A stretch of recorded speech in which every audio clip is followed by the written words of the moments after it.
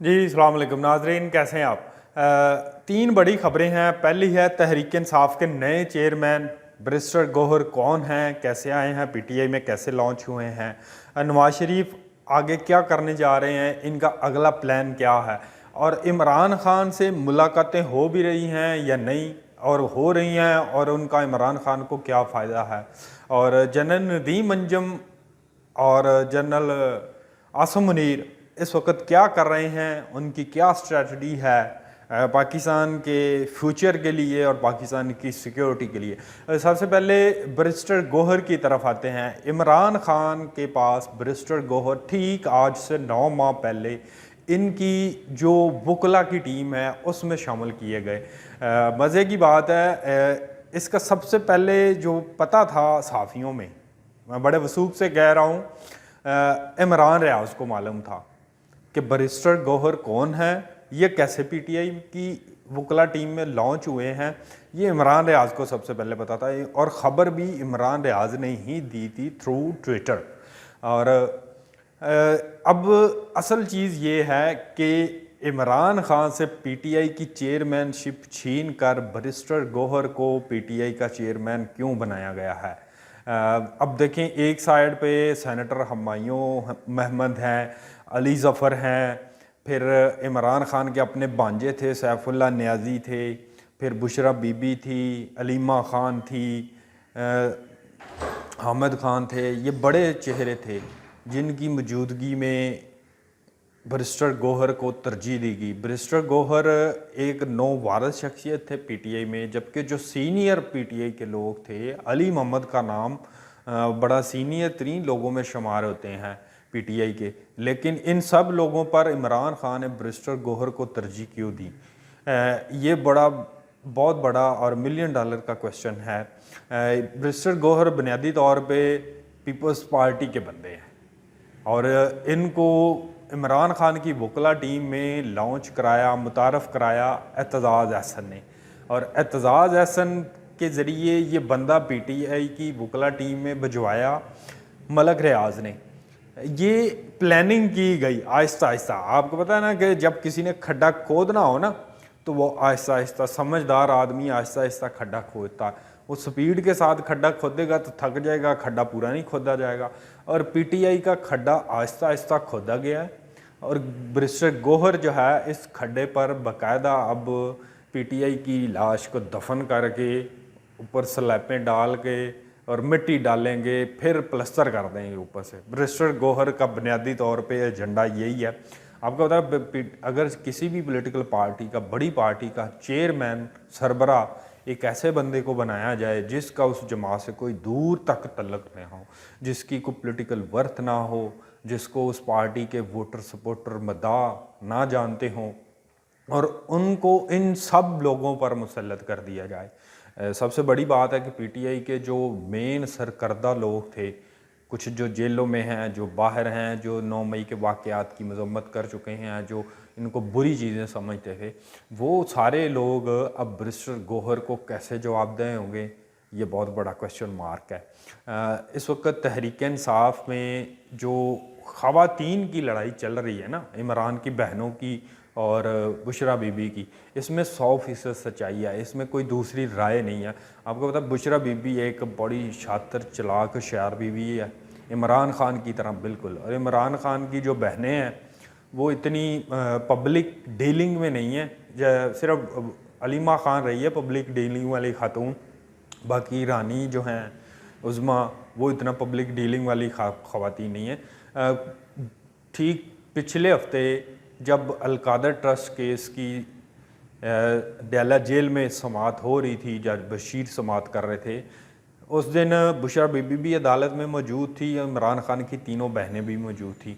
इनकी मौजूदगी में बुशरा बीबी को अदालत में ही एंट्रेंस और निकलने के दौरान धक्के दिए गए। बुशरा बीबी के साथ कुछ मर्दों ने बदतमीज़ी की और बुशरा बीबी को लतीफ़ खोसा ने बताया कि ये अलीमा खान के साथ लोग आए थे जिन्होंने बदतमीज़ी की है, मतलब लॉयर्स जो थे पीटीआई के। और फिर ठीक 2 दिन बाद जब साइफ़र की समाअत होती है तो अलीमा खान रानी और उज़मा, इन तीनों के साथ बुशरा बीबी के वकला जो खोसा साथ लेके अंदर गए थे वो बदतमीज़ी करते हैं। हिसाब बराबर हो गया। फिर अगले दिन वीडियो कॉल आती है, ऑडियो कॉल आती है बुशरा बीबी और खोसा की। ये लड़ाई का असल शाखसाना है कि इमरान खान के जो फ़ैसले हैं वो मैं करूँगी, बुशरा चाहती है, और अलीमा चाहती हैं मैं फ़ैसले करूँगी। ये लड़ाई बेसिकली ये चल रही है कि पार्टी मैंने चलानी है, गौहर को इंस्ट्रक्शन बुशरा देगी या अलीमा देगी। लड़ाई ये चल रही है क्योंकि हर वक्त इमरान खान से तो नहीं ना रब्ता हो सकता। इमरान से मुलाकात तो तब होनी है जब अदालत में समाअत हो रही है, अदरवाइज़ तो इमरान से रब्ता ही नहीं होना। अब पीटीआई अनकरीब आप देखेंगे पीटीआई को बैरिस्टर गौहर ही दफन करके जाएंगे और बहुत सारे लोग अली मोहम्मद समेत इमरान खान से नाराज़ हैं बैरिस्टर गौहर की अपॉइंटमेंट पर। अब नवाज शरीफ हमने अब बाकायदा पंजाब के मुख्तलिफ हलकों से उम्मीदवारों के इंटरव्यू शुरू कर दिए हैं। अब साहिवाल के आज पहले दिन इंटरव्यू शुरू हो रहे हैं। तलाल चौधरी इन चीज़ों को लीड कर रहे हैं, साहिवाल डिवीज़न को। कांजू भी हैं साथ ही। और अब पीएमएलएन आहिस्ता आहिस्ता अपनी ग्राउंड मजबूत कर रही है। अभी आप देख रहे हैं कि पीएमएलएन ने पूरे पंजाब में किया, पाकिस्तान में एक भी जलसा नहीं किया, जबकि पीटीआई ने भी शुरू कर दिए हैं। केपीके में छोटे मोटे मरवत कर रहा है जलसे, बिलावल तो ऑलरेडी कर रहा है, बलूचिस्तान में भी कर रहे हैं, केपी में भी कर ली हैं सारे जलसे, सिंध में तो वो पहले ही कर चुके हैं, उनकी होम ग्राउंड है सिंध। लेकिन नवाज शरीफ पीएमएलएन किसी किस्म की कोई कैंपेन नहीं कर रहे। नवाज शरीफ चाह रहे हैं कि पहले मैं अपनी पार्टी का सारा होमवर्क मुकम्मल करूं, फिर जो अपने इत्तेहादी है उनको साथ में ला लूँ। नवाज शरीफ फिर बाहर निकलना चाहते हैं। नवाज शरीफ की प्लानिंग यही है कि वो अब पहले कोर्ट से भी क्लीन चिट लेना चाहते हैं। अब वो चाहते हैं कि जो मेरे कपड़ों पे शायद धब्बे नज़र आ रहे हैं ना कुछ लोगों को, मैं उनको कपड़ों को धुला के सर्फ एक्सल के साथ या बोनस के साथ तो मैं फिर आवाम के पास जाऊँ। नवाज शरीफ का दामन साफ़ है, ये अदालत कह चुकी है। सुप्रीम कोर्ट ने जब नवाज शरीफ को नाअहल किया था उसमें भी फैसले में कहा था कि नवाज शरीफ पर करप्शन की जो चार्जेस लगाए गए थे वो तो इल्ज़ाम नहीं साबित हो रहे, लिहाजा नवाज शरीफ ने जो एमन फील्ड की जो ट्रस्ट डीड है वो नहीं दे सके, रसीदें नहीं दे सके बुनियादी तौर पे। और इस्लामाबाद हाई कोर्ट ने भी यही कहा कि नैब नवाज शरीफ के ख़िलाफ़ करप्शन के कोई शवाहद दस्तावेजी सबूत पेश करने में नाकाम रही है। इसलिए नवाज शरीफ को ये बहुत बड़ा एज है कि नवाज शरीफ पर करप्शन का कोई एलिगेशन नहीं है। जैसे इमरान खान पर अभी 60 अरब रुपए की करप्शन केस का जो चल रहा है, अलकादर ट्रस्ट केस का, उसमें इमरान खान को अपनी बेगुनाही का सबूत देना पड़ेगा। इमरान खान के वकील हैं, पंजोथा हैं, सलमान सफदर हैं, इन्होंने अलकादर ट्रस्ट की ट्रस्ट डीड तो पब्लिक कर दिया है। अब मज़ा तब है यही ट्रस्ट डीड नैब को दें, अलकादर ट्रस्ट केस की समाअत करने वाली अदालत को दें, जज बशीर को दें, प्रोसिक्यूशन को दिखाएं कि भाई ये देखें हम नीट क्लीन है। अगर तो वहाँ आप नीट क्लीन साबित होते हैं तो आप हो जाएंगे। और मज़े की बात यह है कि नैब का रेफरेंस जो है कल अलकादर ट्रस्ट केस में 190 मिलियन पाउंड करप्शन केस में इन 8 लोगों के ख़िलाफ़ जमा हुआ है। और अफसोस की बात है कि पूरे मीडिया ने 6 लोगों को रगड़ा लगाया जिनके नाम थे, 2 नाम और थे जिनमें मलक रियाज़ का और उनके बेटे अली रियाज़ मलक का नाम था। उन दोनों के नाम मीडिया ने कहीं नहीं दिखाए, पूरे मीडिया ने नहीं दिखाए। आज अखबारात भी उठा कर देख लें, आपको किसी अखबार पे भी मलक रियाज़ का नाम नज़र नहीं आएगा अलकादर ट्रस्ट केस के रेफरेंस में, और ना ही उसके बेटे का नज़र आएगा नाम। भाई 5 मिनट के इश्तिहार देने का यही कमाल है टीवी चैनलों को।